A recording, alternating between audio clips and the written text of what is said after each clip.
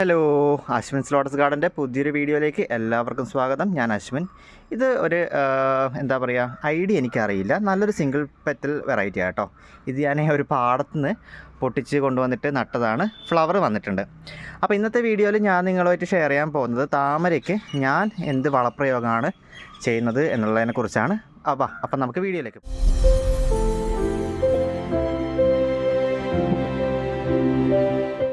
അപ്പോൾ ഇത് നോക്കിക്കേ, ഇതാണ് DAP, അതായത് ഡൈ അമോണിയം ഫോസ്ഫേറ്റ്. ഇത് കണ്ടില്ലേ, കാണാൻ ഇങ്ങനെ ഇരിക്കും. ഇത് ഏകദേശം 1 കിലോ ഉണ്ട്. ഞാനിത് ഇവിടെ അടുത്തുള്ള ഒരു നഴ്സറിയിൽ നിന്നാണ് വാങ്ങിച്ചത്. അപ്പോൾ ഏകദേശം 1 കിലോയ്ക്ക് എനിക്കൊരു 10-35 രൂപ അത്രയേ ആയിട്ടുള്ളൂ. ഇതിലേക്ക് ഒരു 1/2 കിലോ അളവിൽ കൊടുക്കുന്നത് NPK, അതായത് 18-18 ഇത് കാണാൻ ഇതുപോലെ ഇരിക്കും. മറ്റൊരു കാര്യം, വളം കൈകാര്യം ചെയ്യുന്ന സമയത്ത് ഗ്ലൗസ് ധരിക്കാൻ പ്രത്യേകം ശ്രദ്ധിക്കുക കേട്ടോ. കെമിക്കലാണ്, അതുകൊണ്ട് സൂക്ഷിക്കുക.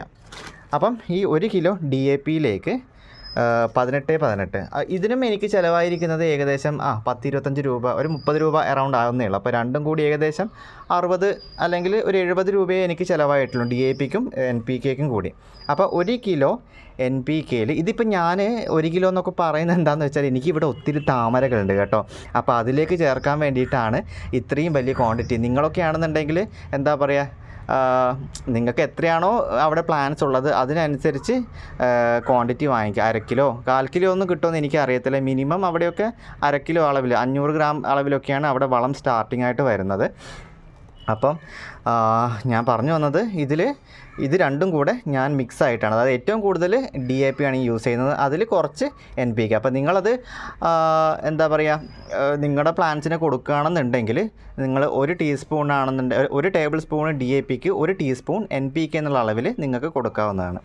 ഓക്കെ, അപ്പം ഇതിങ്ങനെ മിക്സ് ആക്കിയിട്ടുണ്ട് ഞാൻ, അതായത് DAPയും NPKയും മിക്സ് ചെയ്തിട്ട് ഇത് കണ്ടോ, ഈ ഒരു മെഷർമെൻറ്റ് 1 കപ്പ്. ഇത് നമ്മുടെ സാധാരണ കുട്ടികൾക്കൊക്കെ കഫ് സിറപ്പ് കാര്യങ്ങളൊക്കെ കൊടുക്കുന്നില്ലേ, അപ്പോൾ അതിൻ്റെ ഒരു ക്യാപ്പാണ്. ഇതിലിപ്പോൾ ഞാനിപ്പം ഈ മെഷർമെൻറ്റ് കണ്ടോ, 10, 15, 20 എന്നൊക്കെ ഉള്ളത്. അപ്പോൾ അതിൽ ഞാൻ ഈ കാണുന്ന 20 വരെ ആ ഒരു സ്കൂപ്പ് കണ്ടില്ലേ, ഇതിൽ ഇത്രയും മിക്സ് ചെയ്ത ഇതാണ് ഞാൻ എടുത്തിരിക്കുന്നത്. എന്നിട്ട് ഇതുണ്ടല്ലോ, ഈ കാണുന്ന ഒരു പേപ്പർ എടുത്തിട്ടുണ്ട്.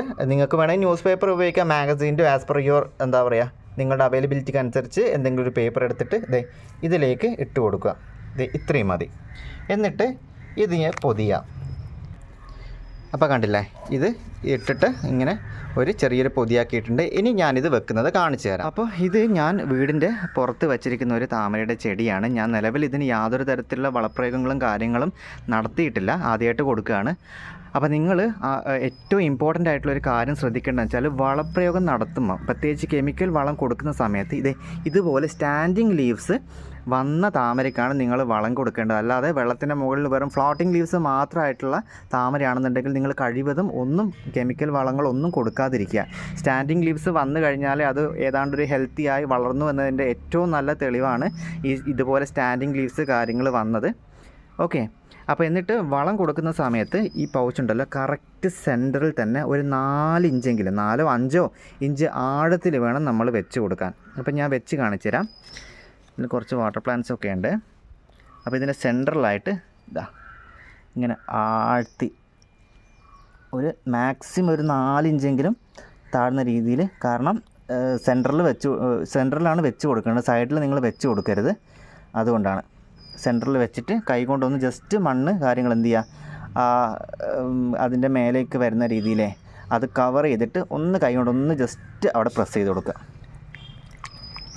കണ്ടില്ലേ, അപ്പോൾ ഇത്രയേ ഉള്ളൂ. അപ്പം ഇതിനിപ്പോൾ സ്വിച്ച് ഇട്ട പോലെ റിസൾട്ടൊന്നും വരത്തില്ല, ചിലപ്പോൾ 2 വീക്സ് ഒക്കെ എടുക്കും. ചെടിയല്ലേ, അപ്പോൾ എന്ന് വെച്ചാൽ നമ്മൾ ഇത്തിരി ടൈം കൊടുക്കുക. അവിടെ ആ വേരൊക്കെ ഓടി വളമൊക്കെ വലിച്ചെടുത്ത് ഒരു 2 വീക്സോ അല്ലെങ്കിൽ ഒരു 3 വീക്സ് മാക്സിമം, അതിനുള്ളിൽ നമുക്ക് റിസൾട്ട് കിട്ടും കേട്ടോ. അപ്പോൾ ഇത്രയേ ഉള്ളൂ താമരയിലെ വളപ്രയോഗം. വീഡിയോ ഇഷ്ടമായെന്ന് കരുതുന്നു.